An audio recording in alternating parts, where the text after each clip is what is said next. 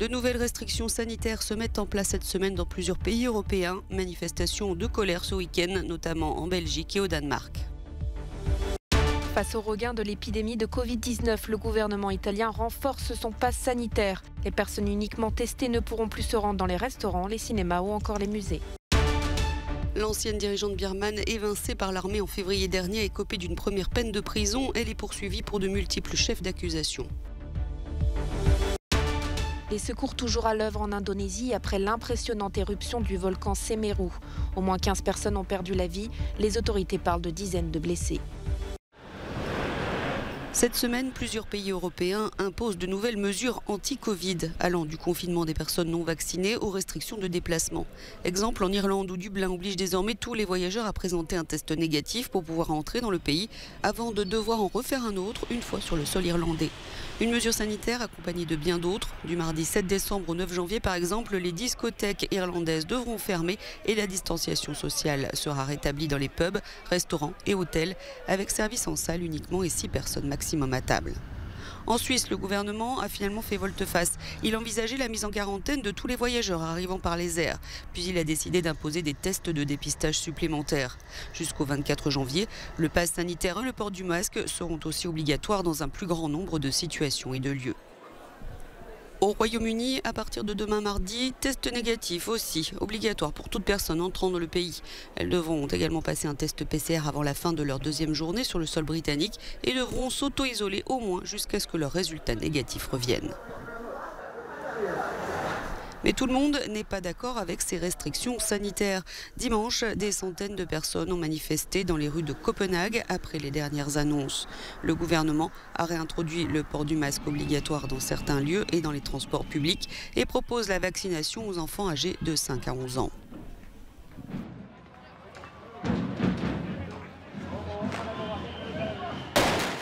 Plus tôt, dans la capitale belge, la police a utilisé des gaz lacrymogènes et des canons à eau sur des manifestants qui tentaient par milliers de se rendre au siège de l'Union européenne.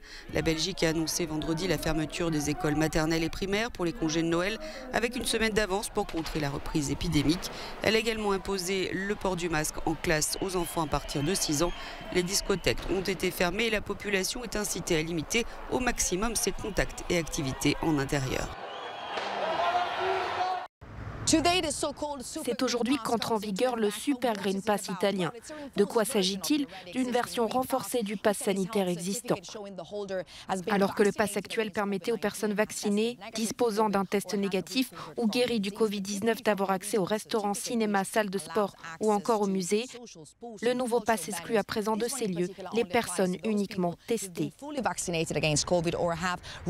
Les détenteurs du premier pass pourront toujours utiliser les transports en commun et se rendre sur leur lieu de travail. L'objectif est clairement de pousser les non-vaccinés à le faire.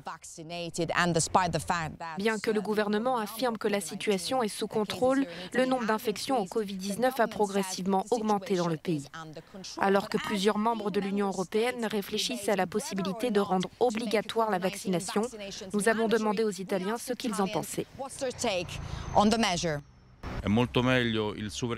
Le Super Green Pass est beaucoup mieux que de rendre obligatoire la vaccination contre le Covid.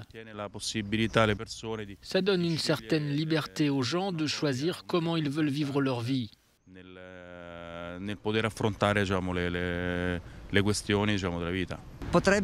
Je pense que rendre la vaccination obligatoire serait une lourde tâche pour l'État, car il devrait réussir à la mettre en place et vérifier que les gens s'y conforment. Ce n'est pas aussi facile que l'on le pense. Je pense que le Green Deal a fonctionné jusqu'à présent. Le Super Green Pass me paraît une solution de courte durée. Il est temps pour le gouvernement italien d'introduire des mesures plus strictes et drastiques afin qu'elles soient efficaces sur le long terme. Je crois qu'au début, tout le monde pensait que le bon sens l'emporterait. Mais nous constatons que ce n'est pas le cas. Alors faire en sorte que la vaccination soit obligatoire est la seule solution. Pour l'instant, il semblerait que l'Italie s'arrête à la mise en place de ces mesures. Nous verrons s'ils prendront exemple sur l'Autriche, le premier pays européen à imposer les vaccins contre le Covid-19 à toute la population adulte.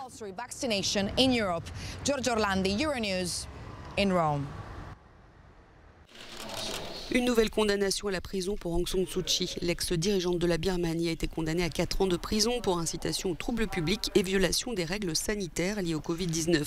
C'est la première peine prononcée contre Aung San Suu Kyi depuis le coup d'État de la junte en février dernier. Mais elle est poursuivie par l'armée au pouvoir pour de nombreux autres chefs d'accusation. Elle pourrait passer le reste de sa vie derrière les barreaux. Peu avant le verdict du tribunal, un petit groupe de personnes avait organisé une manifestation éclair contre les dirigeants militaires à Rangoon. Le portrait du général à la tête du pays depuis février a été brûlé. L'action a duré 1 minute en tout et pour tout afin d'éviter une répression violente. Aung San Suu Kyi et son parti, la Ligue nationale pour la démocratie, avaient remporté les élections de 2015 et 2020. Le coup d'État a mis un terme brutal à la transition démocratique qui avait cours dans le pays depuis 10 ans. Les secours sont toujours à l'œuvre pour retrouver les survivants de l'éruption spectaculaire du volcan Semeru en Indonésie. Samedi, le volcan a créé la surprise en rejetant un immense nuage composé de gaz volcanique chaud et de fragments de roches solides. Rapidement, les villages environnants ont été recouverts d'une épaisse couche de cendres. Au moins 15 personnes sont mortes et les autorités dénombrent plusieurs dizaines de blessés. Dimanche, les recherches ont été entravées par les fortes pluies qui ont créé des torrents de boue submergeant les maisons et détruisant les routes. 1300 habitants ont pour l'instant trouvé refuge dans des abris de fortune comme des écoles, des salles municipales ou des mosquées.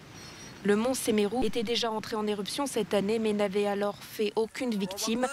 Plus de 62 000 personnes vivent sur ces pentes. Situé en Asie du Sud-Est, l'archipel indonésien compte près de 129 volcans actifs, surveillés par les autorités.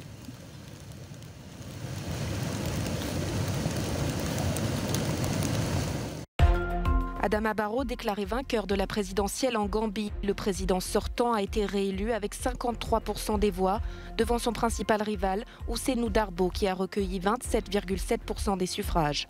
Ses adversaires contestent ces résultats transmis par la commission électorale et déclarent se réserver tous les moyens d'action. Ces élections sont cruciales dans ce pays d'Afrique de l'Ouest qui a traversé plus de 20 ans de dictature. L'ex-sénateur Bob Dole, figure de la politique américaine, candidat à la Maison-Blanche, est mort à 98 ans. 3 fois pressenti pour l'investiture républicaine à la présidentielle, Bob Dole sera écarté par Ronald Reagan en 1980, puis par George Bush père en 1988, avant de l'emporter en 1996. Il sera finalement largement battu par Bill Clinton. Non loin du célèbre musée de l'Ermitage à Saint-Pétersbourg, un autre centre artistique de la ville attire les visiteurs. Celui-ci est plus alternatif et nécessite le port du casque de chantier. Le Street Art Museum de Saint-Pétersbourg combine un espace d'exposition et une usine de plastique stratifié où le street art s'est invité presque partout. Nous avons une symbiose. L'usine n'est pas fermée, c'est d'abord une vraie usine. L'usine est même influencée par le musée. C'est une rencontre et une interaction qui valorisent les deux institutions, selon moi.